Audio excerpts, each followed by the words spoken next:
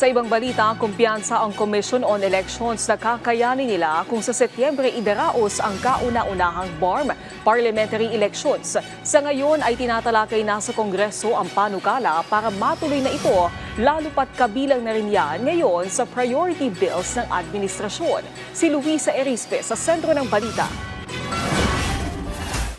Tinalakay na sa Senado ang panukalang batas para isagawa ang unang parliamentary elections sa Bangsamoro Autonomous Region in Muslim Mindanao o BARM sa September 2026. Bilang sponsor ng panukala, ayon kay Majority Leader Senator Juan Miguel Zubiri, hindi na dapat maunsyami pa ang eleksyon sa rehiyon.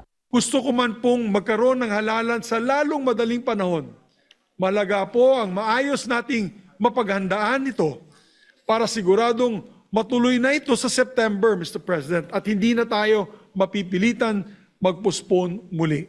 Ito na ang ika-4 na beses na iuurong ang eleksyon. Una ay noong 2022 pero nausog sa 2025 dahil sa pandemic. Noong May 2025 naman, nausog din sa October. Pero dahil naman sa problema sa redistricting, naurong ulit ito sa March 2026. At ngayon, ililipat naman sa September 2026. Pero ang panukala, may 3 taon pa ring termino ang mga mahahalal. Hindi na isasabay sa national election ang halalan para hindi mapaikli ang termino ng mga magiging miyembro ng parlamento. Bukod kay Zubiri, suportado rin ng iba pang senador ang panukala.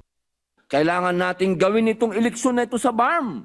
Sapagkat kung walang eleksyon, wala talagang gobyerno. Naglolokohan lang po tayo. Upang mabigyan po natin ng katuparan ang intensyon ng BOL. We fully support this measure. It's about time, Mr. President, that we take part in giving our people in the Bangsamoro region the opportunity to elect their leaders and exercise their right to suffrage. Maalala ko, 2018, 2019, sana po'y makamtan na natin ang ating inaasam na kapayapaan po sa Mindanao.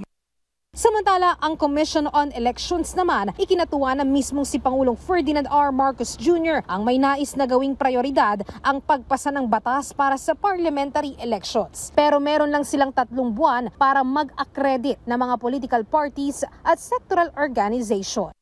Technically, kinakailangan by June 1, meron na kaming final list ng kandidato sa lahat, parliamentary district, political parties, at sa mga sectoral, upang mailagay na namin yan, maipapasok na yan sa database na gagamitin natin para sa automated election.